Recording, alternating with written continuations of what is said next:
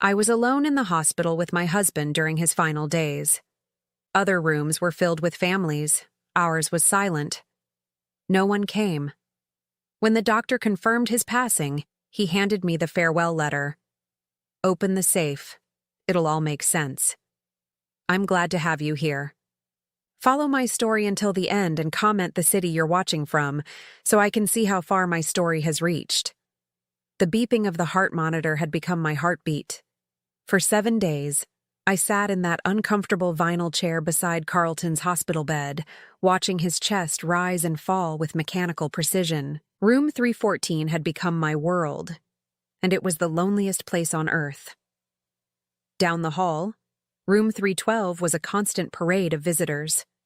I could hear children's laughter mixing with adult conversations, the rustle of flower arrangements being moved around, chairs scraping as people made room for more family members. Yesterday, I counted 12 people crammed into that room, celebrating because their patriarch had opened his eyes for the first time in a week. Our room stayed silent, except for the machines keeping my husband alive. I'm Everly, and I'm 69 years old. Carlton is 71, though the man lying before me looks ancient, his once strong hands now translucent and fragile. We've been married for 47 years, and in all that time, I never imagined I'd face his final days alone. Mrs. Patterson? Dr. Ross appeared in the doorway, his expression gentle but serious. He was younger than my son Mark, probably in his early 40s, with kind eyes that had delivered too much bad news. How are you holding up? I attempted a smile that felt more like a grimace. I'm fine, doctor. Has there been any change? He stepped into the room, closing the door behind him. I'm afraid not. His vitals are stable, but he paused, choosing his words carefully. Have you been able to reach your family? The question hit me like a physical blow, even though I'd been expecting it. Dr. Ross had asked the same thing 3 days ago, and the day before that. Each time I gave him the same lie.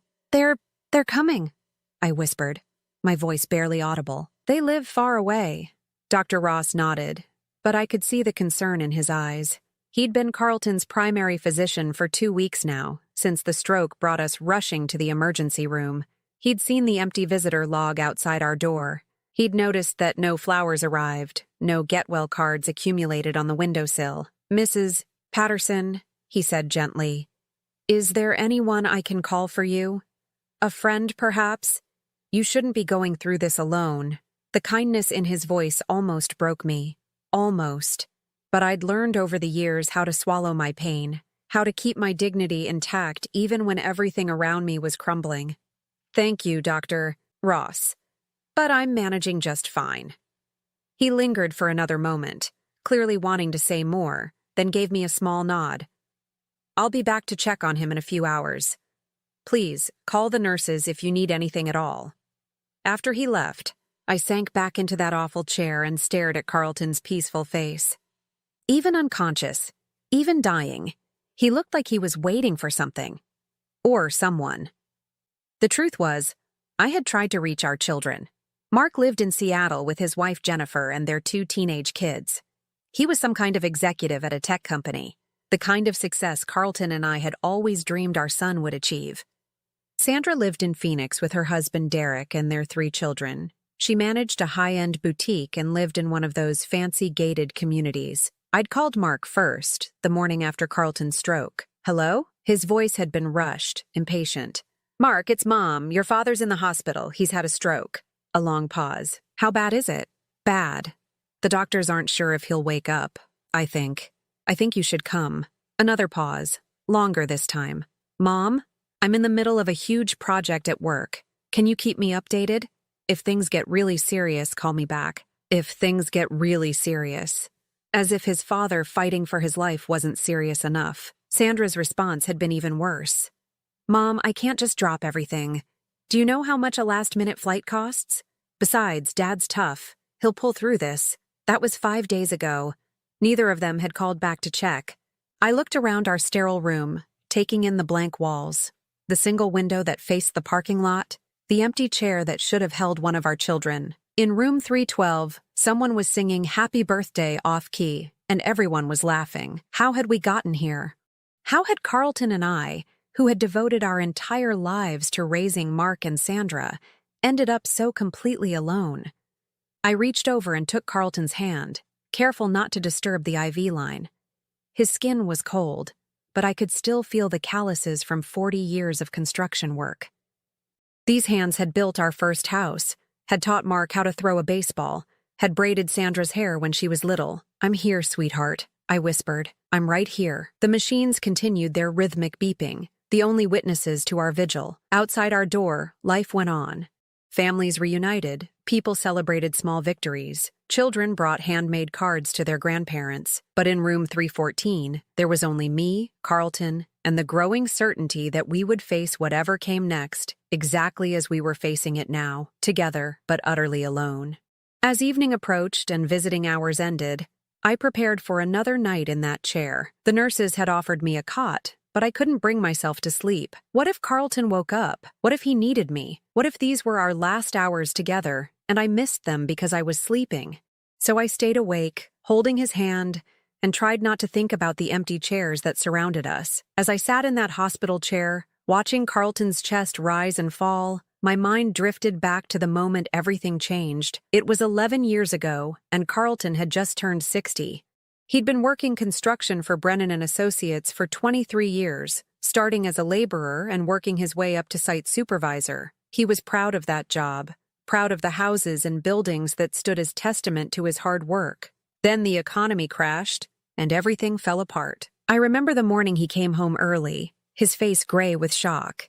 He'd been laid off, along with half the crew.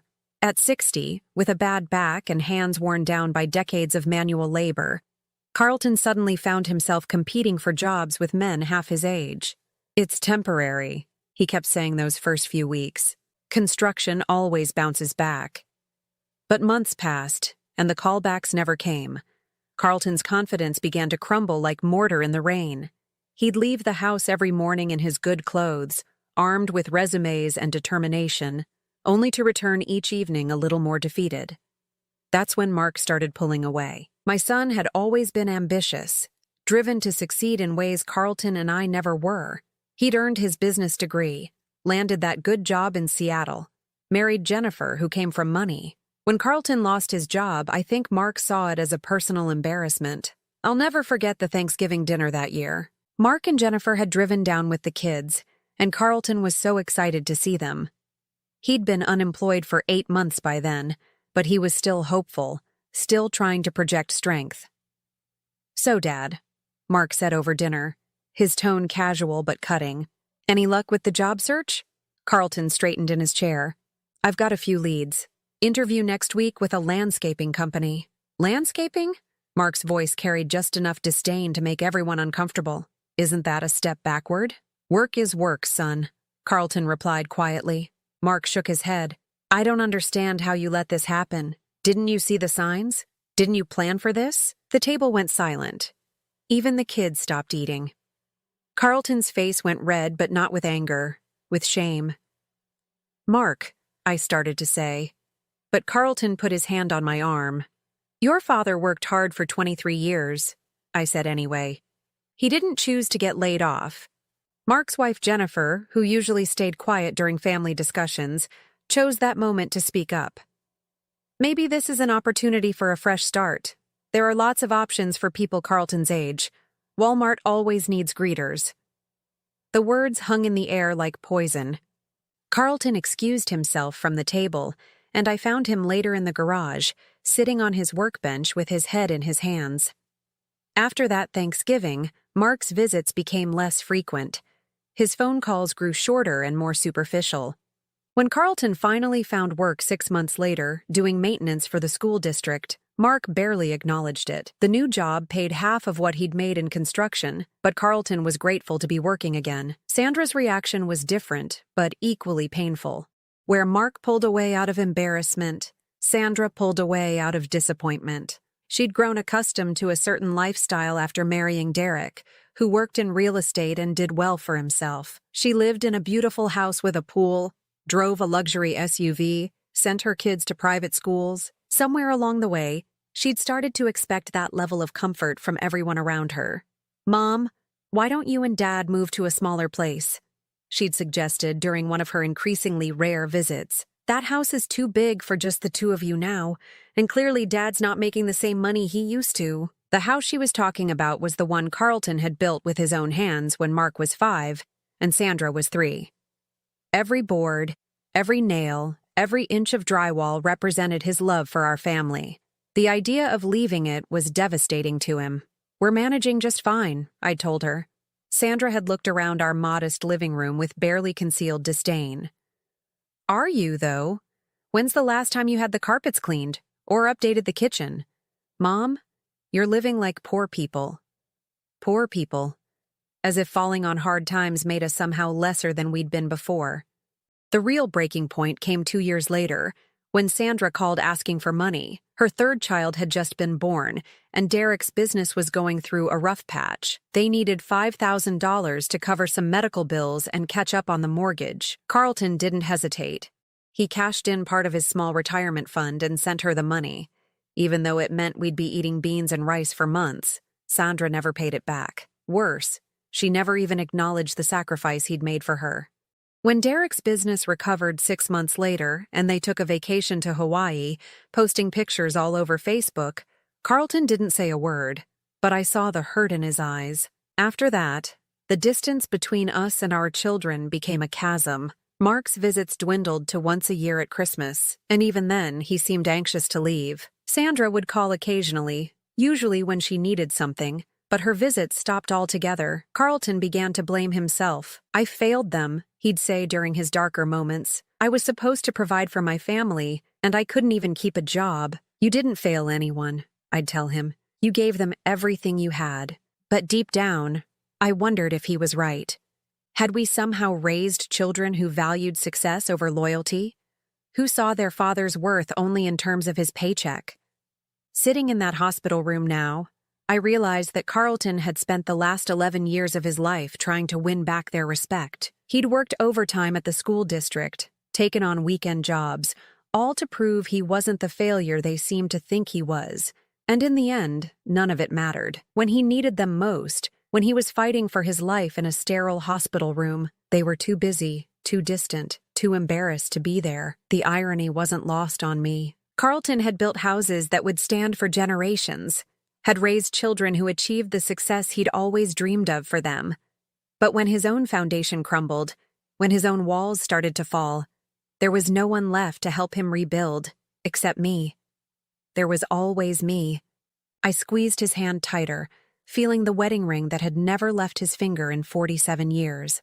"I'm still here, Carlton," I whispered. "I'll always be here." But as the machines continued their lonely vigil, I couldn't shake the feeling that soon, even I wouldn't be enough. The end came on a Tuesday morning, quiet and unremarkable as dawn broke over the hospital parking lot. I'd fallen asleep holding Carlton's hand sometime around 4 in the morning, my head resting against the side rail of his bed. The change in the rhythm of the machines woke me. Dr.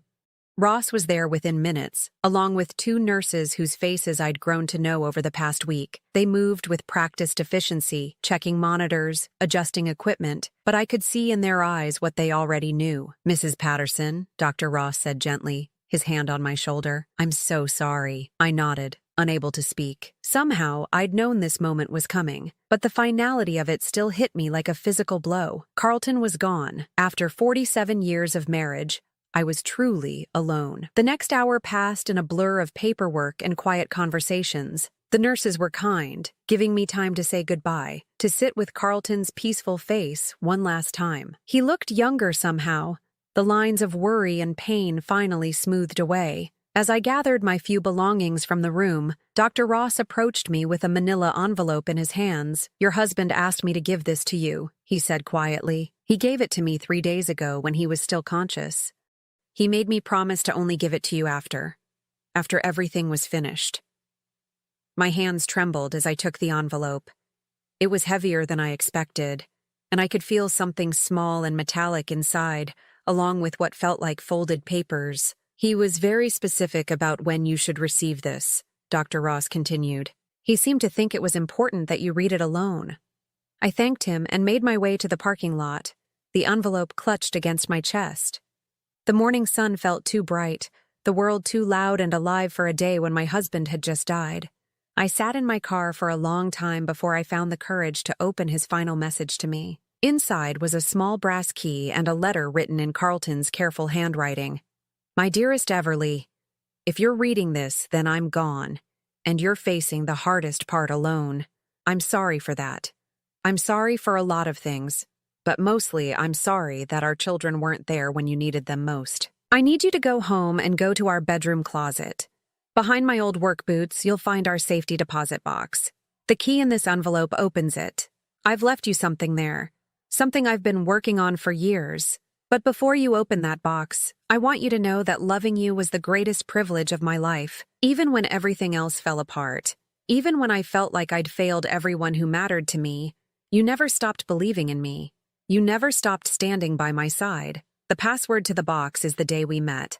October 15th, 1975. Do you remember?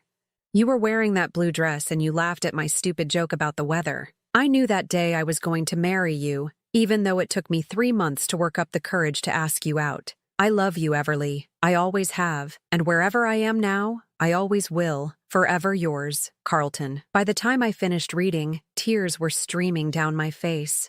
I could hear his voice in every word, could picture him writing this letter in secret, knowing he might not survive to say these things to me in person. The drive home felt surreal. Everything looked the same streets, the same houses, the same oak tree in our front yard that Carlton had planted when Mark was born. But nothing would ever be the same again. Our house felt impossibly empty. 47 years of shared life echoed in every room, but now it was just echoes. I made myself a cup of coffee with shaking hands and sat at our kitchen table, staring at the brass key. When I finally found the courage to go to our bedroom, I discovered that Carlton had been more secretive than I'd realized. Behind his old work boots, exactly where he'd said, was a small fireproof safe I'd never seen before. The digital lock blinked patiently, waiting for the date that had changed both our lives. 101575. The lock clicked open. Inside was more money than I'd expected. Several $1,000s in cash, along with my grandmother's pearl necklace that I thought had been lost years ago, and a few other pieces of jewelry I hadn't seen since we'd hidden them away for safekeeping. But what took my breath away was the leather-bound journal sitting on top of everything else. My name was written on the cover in Carlton's handwriting, and underneath it, what they never knew. With trembling fingers, I opened to the first page. January 3rd, 2013, Mark's birthday. Everly made his favorite cake and we waited by the phone all day. He never called. She tried to hide how much it hurt, but I saw her crying in the kitchen later. I should have done something. I should have been stronger for her. I flipped to another page, chosen at random. June 15th, 2015. Sandra called today asking for money again. She said it was for the kids' school supplies, but I saw on Facebook that Derek bought a new boat last week. Everly doesn't know about the Facebook account I made to keep track of them. She'd be heartbroken if she knew how they really spend their money. I cashed in another CD to send Sandra what she asked for. I'll tell Everly it was a good investment that matured. Page after page, year after year, Carlton had documented every slight, every missed holiday, every unreturned phone call. But more than that, he'd recorded every sacrifice he'd made to try to bridge the gap between us and our children. November 24th, 2016, Thanksgiving.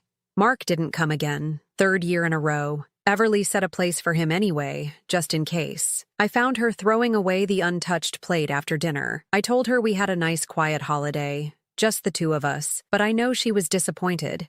Called Mark to thank him for the flowers that never came. Left a voicemail saying how beautiful they were, in case Everly checked the messages. December 12th, 2017. Sandra's youngest broke his arm. Saw it on Facebook 3 days later. We weren't called. We weren't told. I sent a card with money to help with medical bills, signed it from both of us. Everly still doesn't know her grandson was hurt. The deeper I read, the more I understood. Carlton hadn't just been documenting our children's neglect. He'd been actively trying to shield me from the worst of it. He'd been sending cards and gifts that I thought were from both of us, making excuses for their absence, creating a buffer between their indifference and my breaking heart. March 8th, 2019, Mother's Day is coming up. Everly has been cleaning the house all week, hoping one of them will visit. I can't bear to watch her disappointment again. Ordered flowers to be delivered, signed the card, love, Sandra and the kids. Also bought a nice bottle of wine and told Everly it was from Mark. Sometimes I think lying to protect her heart is the most honest thing I can do. I had to stop reading. The weight of his love, his protection, his quiet sacrifice was overwhelming. All these years, I'd thought our children had at least maintained some minimal connection to us. I'd treasured those occasional flowers, those random gifts, those unexpected moments of thoughtfulness. They'd all been from Carlton. He'd spent years of his life and thousands of dollars we couldn't afford, creating the illusion that our children still cared. He'd protected me from the full truth of their abandonment, shouldering that pain alone so I wouldn't have to bear it. I closed the journal and sat on our bed, surrounded by the evidence of a love so deep and selfless that it took my breath away. Carlton hadn't just been my husband. He'd been my guardian, my protector, my buffer against a cruelty he'd never wanted me to fully understand. And he'd done it all in silence, carrying the weight of our children's indifference so I could still believe, somewhere in my heart, that they hadn't completely forgotten us. The house around me felt different now, charged with the presence of a love story I was only beginning to understand. Carlton was gone, but he'd left me something more precious than money or jewelry. He'd left me the truth about who he really was. I spent the rest of that day reading Carlton's journal, and with each page, my heart broke a little more. But it wasn't just heartbreak I felt, it was awe. The man I'd lived with for 47 years had been carrying secrets that revealed depths of love I'd never fully comprehended. April 15th, 2018. Mark's company is in trouble. Saw it in the business section of the Seattle paper online. The article mentioned possible layoffs. I know he's too proud to ask for help, and too ashamed to admit he might need his old man. Sent an anonymous money order for $5,000 to his home address. The note said it was from a satisfied client who wanted to invest in his future. Everly thinks I used that money to fix the roof, but the roof can wait another year. I stared at that entry for a long time. I remembered that spring. Remembered Carlton insisting we delay fixing the obvious leak in our bedroom ceiling. He'd said money was tight after some unexpected expenses. I'd assumed he meant the new water heater that had broken down in March. The water heater he'd probably fixed himself to save money for our ungrateful son. I flipped through more pages, each one revealing another secret sacrifice. September 3rd, 2018. Sandra's oldest starts high school at that fancy private academy. Tuition is $15,000 a year. Derek's business is struggling again. Saw the stress in Sandra's Facebook posts, even though she tries to hide it behind pictures of coffee and inspirational quotes. Took out a loan against my life insurance policy. Sent the money anonymously as a scholarship from a local benefactor. Sandra posted about their good fortune, but never once wondered if maybe her parents had anything to do with it. My hands were shaking. A loan against his life insurance policy? That was money meant to take care of me after he was gone. Money he'd sacrificed to put his granddaughter through private school. A granddaughter who didn't even know our names. October 31st, 2018. Halloween. Everly bought candy hoping some of the neighborhood kids would stop by. We got 3 trick-or-treaters all night. She tried to act like it didn't matter, but she kept looking at the pictures Sandra posted of her kids in their costumes. Beautiful kids. Our grandchildren. I wonder if they even know they have grandparents who would give anything just to see them once. I remembered that Halloween. I'd bought way too much candy, secretly hoping Sandra might bring the kids by for a quick visit. Carlton had sat with me on the front porch for hours, both of us pretending we were just enjoying the cool October evening. December 20th, 2019. Mark's son got accepted to Stanford. Saw Jennifer post about it on Facebook. The boy doesn't even know we exist, but I'm proud of him anyway. College costs a fortune these days. Started selling my old tools piece by piece. Told Everly I was cleaning out the garage, but really I'm building another college fund. Anonymous, of course. Someday I hope that boy knows his grandfather believed in him, even if he never got the chance to tell him so. I had to put the journal down and walk away. Carlton's tools had been his pride and joy, collected over decades of careful saving and thoughtful purchases. Each one had a a job it had helped him complete, a memory attached to it. I'd noticed them disappearing from the garage over the years, but Carlton always had an explanation. Lent to a neighbor, donated to a young man starting out in construction, sold because he didn't need them anymore. He'd been liquidating his life, piece by piece, to provide for grandchildren who didn't know he existed. I made myself a cup of tea and returned to the journal, though reading it felt like examining my own heart under a microscope. March 15th, 2020. Pandemic started. Everyone's scared, everyone's isolated. Called Mark to check if his family was okay. He answered like I was a telemarketer trying to sell him something. "We're fine, Dad. I can't talk right now." 30-second conversation. I worry about them, even though they never worry about us. Everly doesn't know how many times I call them. She'd be hurt if she knew how often they don't answer. May 10th, 2020, Mother's Day. Everly tried to act like she didn't care that neither of the kids called. She spent the day gardening, humming to herself.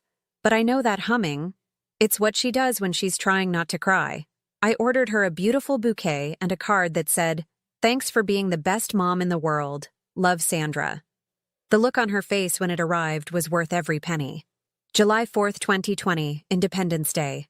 Everly made a big dinner, hoping one of them might stop by for a visit. Mark lives 2,000 miles away, but Sandra's only 4 hours by car. Neither came. We ate potato salad and watched fireworks on TV. I told Everly it was nice to have a quiet holiday, just us. She agreed, but I caught her staring at Sandra's Facebook posts of their backyard barbecue all afternoon. The entries continued, year after year, painting a picture of a man who loved so deeply that he protected others from his own pain. Carlton had created an elaborate fiction to shield me from the full extent of our children's indifference, and he'd paid for it with his health, his savings, and pieces of his soul. January 8th, 2021.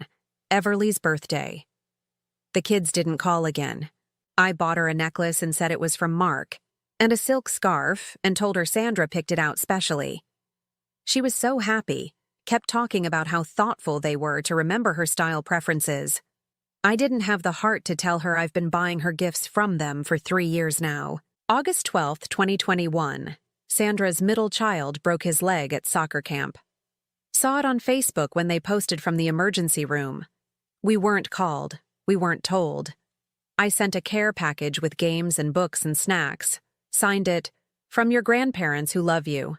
I wonder if Sandra even told him where it came from, or if she just let him think some stranger cared about his recovery. November 25th, 2021, Thanksgiving. Everly cooked for 6 people even though it's just us. She always cooks for 6 on holidays, in case they surprise us with a visit. They never do.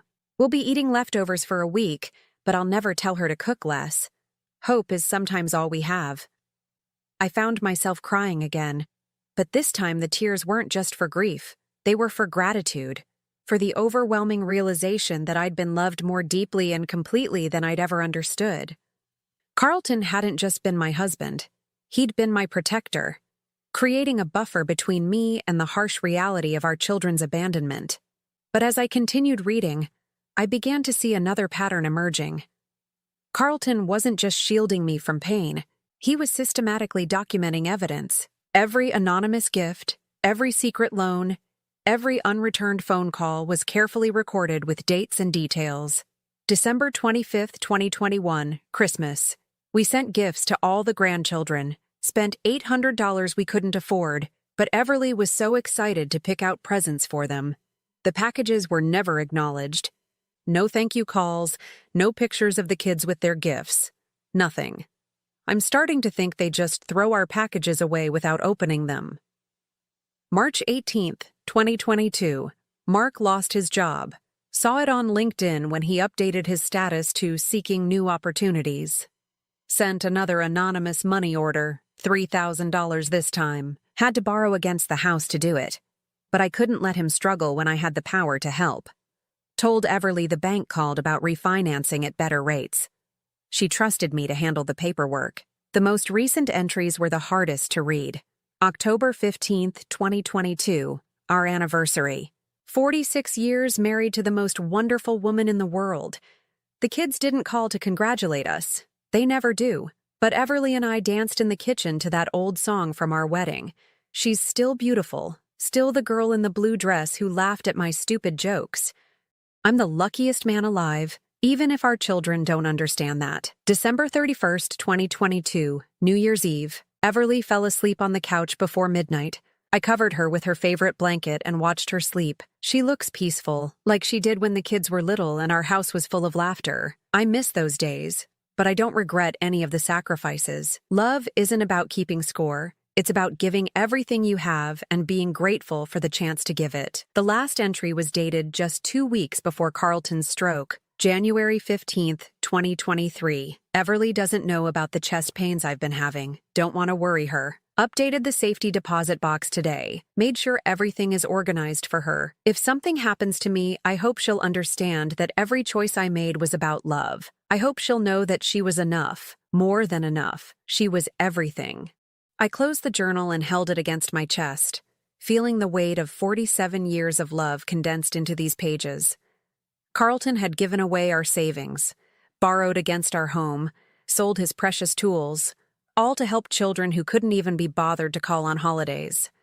But he'd also given me something priceless. He'd allowed me to believe, for all these years, that our children still had hearts, that somewhere beneath their busy lives and misplaced priorities, they still remembered to love us. The truth was devastating and beautiful at the same time.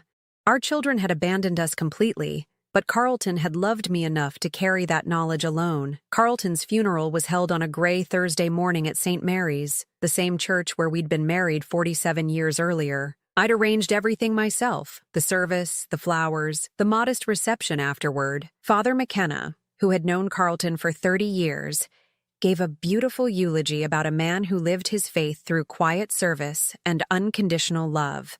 19 people attended. Most were neighbors, and a few of Carlton's former co-workers from the school district. Mrs. Henderson from next door brought homemade cookies. The Kowalskis from down the street helped arrange the flowers. These were the people who had become our family when our real family disappeared. Mark and Sandra arrived 15 minutes before the service started. I saw them walk in together, both dressed in expensive black clothing that probably cost more than Carlton's burial suit. Mark looked successful and polished, his hair perfectly styled, his shoes gleaming. Sandra wore a designer dress and carried a purse that I recognized from one of her Facebook posts, a Christmas gift from Derek that cost $800. They sat in the front pew beside me, but the distance between us felt like an ocean. Neither of them had spoken to me beyond stilted condolences when they first walked in. During the service, I watched them out of the corner of my eye. Mark checked his phone twice. Sandra dabbed at her eyes with an expensive handkerchief, but I noticed the tears never actually came. They went through the motions of grief, but it felt rehearsed, performed for the benefit of the other mourners. After the burial, we returned to the church hall for the reception. Most of the guests came to share memories of Carlton, talking about his kindness, his willingness to help anyone in need, his quiet dignity. I listened to story after story about the man I'd loved, told by people who had known and appreciated him. Mark and Sandra stood apart from these conversations, speaking quietly to each other in the corner. I caught fragments of their discussion. Something about the house, about probate, about getting this settled quickly. Mrs. Henderson approached me with a plate of food I couldn't imagine eating. "Your husband was a good man, Everly," she said softly. "He helped my Tom fix our roof last spring. Wouldn't take a penny for it. Said neighbors help neighbors." I nodded, remembering Carlton coming home that day with scraped knuckles and a satisfied smile. He'd never mentioned that Tom was struggling financially after his heart attack. Never said that the roof repair was urgent because of the storm damage. He'd just helped, the way he always did. As the reception wound down and people began to leave, Mark and Sandra finally approached me. The three of us stood in the empty church hall, surrounded by folded chairs and the lingering scent of coffee and flowers. "Mom," Mark began, his voice businesslike, "we need to talk about Dad's affairs, the house, the estate, all of that." I looked at him, this stranger who shared Carlton's eyes but none of his warmth. "What about them?" Sandra stepped forward, her tone attempting sympathy but missing the mark. "We know this is a difficult time, but there are practical matters to consider. The house is too big for you now, and maintaining it will be expensive. We've been thinking, Mark continued, that it might be best to sell it. You could move into a nice senior community, somewhere with people your own age. We could help you find something appropriate. Appropriate. As if my home of 40 years was somehow unsuitable for me now that Carlton was gone. We could handle all the arrangements, Sandra added, her voice taking on the tone she probably used with difficult customers at her boutique. List the house, divide the proceeds fairly. It would be so much easier for everyone. I stared at them both. These two people I'd given birth to, raised, loved unconditionally for decades. They'd barely been in the ground with their father for 3 hours, and they were already discussing his estate like a business transaction. Have either of you asked how I'm doing? I said quietly. They looked at each other, confused by the question. I mean, emotionally, I clarified. Have you asked how I'm handling losing the love of my life? Have you wondered if I'm scared, or lonely, or heartbroken? Mark shifted uncomfortably. Of course we care about that, Mom. That's why we think you should be somewhere with more support. What kind of support? Professional support, Sandra said.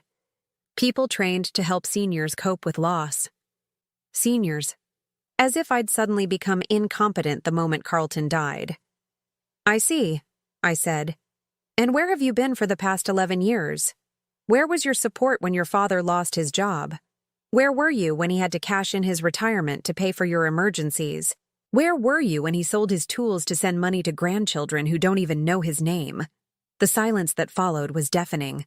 Mark's face went pale, and Sandra's perfectly applied makeup couldn't hide the guilt that flashed across her features. What are you talking about? Mark asked, though his voice suggested he already knew. I reached into my purse and pulled out Carlton's journal. Your father kept a record, I said simply. Every anonymous gift you received, every loan you never knew about, every sacrifice he made while you pretended he didn't exist. Sandra's eyes fixed on the leather-bound book. I don't understand. The money order for $5,000 that helped save your company, Mark? That was your father. He took out a loan against our house to help you. Mark's jaw dropped. That was from a client. No, it wasn't. It was from a man who loved you enough to bankrupt himself to save your career, even though you hadn't spoken to him in months. I turned to Sandra. Your daughter's private school tuition, your son's medical bills when he broke his leg, the anonymous scholarships and unexpected windfalls you posted about on Facebook, all your father. He cashed in his life insurance policy to pay for your children's education while he couldn't afford to fix our leaking roof. Sandra's hand flew to her throat. That's not. I mean, we never asked him to. No, you never asked. You never called. You never visited. You just disappeared from our lives and left your father to watch you from a distance through social media, loving you enough to bankrupt himself for your happiness. The color drained from both their faces. Mark ran his hand through his hair, a gesture that reminded me painfully of Carlton. Mom, we didn't know, he said weakly. Of course you didn't know. Because knowing would have required you to care enough to ask. It would have meant staying in touch, being part of our lives, remembering that your parents existed. I opened the journal to a random page and began to read. Mark's birthday. Everly made his favorite cake and we waited by the phone all day. He never called. She tried to hide how much it hurt, but I saw her crying in the kitchen later. Sandra's perfectly controlled composure began to crack. We were busy, Mom. We had our own families to take care of. Too busy for a phone call? Too busy to acknowledge the gifts we sent your children? Too busy to visit when your father was dying in the hospital? We didn't know he was that sick, Mark protested. I called you both. I told you he'd had a stroke. I told you he might not wake up. You said you'd call back if things got really serious. The words hung in the air like an accusation. Because that's exactly what they were. Your father spent the last 11 years of his life trying to prove he was still worthy of your love, I continued. He gave you everything he had, and more than he could afford. He protected me from knowing how completely you'd abandoned us. He died believing that somehow, someday, you might remember that he existed. I closed the journal and looked at my children. These successful, wealthy strangers who had once been the center of my universe. And now you want to sell his house, I said. The house he built with his own hands. The house he worked 3 jobs to keep when you were growing up. You want to put me in a facility and divide the proceeds fairly. Neither of them could meet my eyes. Tell me, I said, my voice gaining strength. What exactly would be fair about that? Fair would have been visiting your father while he was alive. Fair would have been calling on his birthday, or Christmas, or just to say hello. Fair would have been acknowledging the grandfather who loved your children enough to sacrifice everything for them. Mark finally spoke, his voice barely a whisper. We made mistakes, Mom. We can do better now. I looked at him, this middle-aged man who still somehow thought he could charm his way out of consequences. No, Mark, you can't do better now. Your father is dead. Your chance to do better died with him in a hospital room where neither of you could be bothered to show up. Sandra started to cry, real tears this time, not the performance she'd given during the funeral. I'm sorry, she whispered. I'm so sorry, Mom. I'm sure you are, I replied. But sorry doesn't give your father back the respect he deserved. Sorry doesn't return the money he spent on your ungrateful children. Sorry doesn't fill the empty chair in the hospital room where you should have been. I tucked Carlton's journal back into my purse and picked up my coat. The house isn't for sale, I said simply, and neither am I. As I walked toward the church hall exit, leaving my children standing in stunned silence, I felt something I hadn't experienced in years, the satisfaction of telling the complete truth. 6 months after Carlton's funeral, I stood in the departure lounge at LAX, boarding pass in hand, heart racing with an excitement I hadn't felt in decades. My destination, Ireland, specifically County Cork, where Carlton's great-grandfather had been born before immigrating to America in 1923. Carlton had always dreamed of making this trip. He'd researched our genealogy for years, tracing his family back to a small village called Ballyverney. He'd shown me pictures of ancient stone churches and rolling green hills, talking about how someday we'd walk the same paths his ancestors had walked. Someday never came. There was always something more urgent, a bill to pay, a roof to fix, money to send anonymously to ungrateful children. But now there was just me, and Carlton's dream, and the money he'd hidden away in that safety deposit box. After confronting Mark and Sandra at the funeral, I'd heard from them exactly twice. Once when Mark called to apologize and suggest we work together as a family to heal. I'd hung up on him mid-sentence. The second time was a letter from Sandra's lawyer, questioning the validity of Carlton's financial records and suggesting there might be legal issues with the money he'd given away. I'd forwarded that letter to my own attorney with a note. Please inform Mrs. Derek Hastings that all of her father's gifts were legal, documented, and given freely. Any attempt to recover those funds will result in full disclosure of the circumstances under which they were given. I never heard from Sandra's lawyer again. The flight to Dublin was the first time I'd left the country, the first time I'd flown anywhere in over 20 years. Carlton and I had talked about traveling when he retired, but retirement had been one of those someday dreams that never materialized. As the plane lifted off, I pressed my face to the window and watched California disappear below the clouds. We're finally doing it, Carlton, I whispered. We're going to Ireland. I'd booked a 2-week tour that would take me through Dublin, Cork, and the western counties. But first, I had a specific destination in mind. 3 days later, I stood in the village of Ballyverney, population 847, looking at a weathered headstone in the church cemetery. The inscription was barely legible. Patrick Patterson, 1834-1889, beloved father and grandfather. Carlton's great-great-grandfather.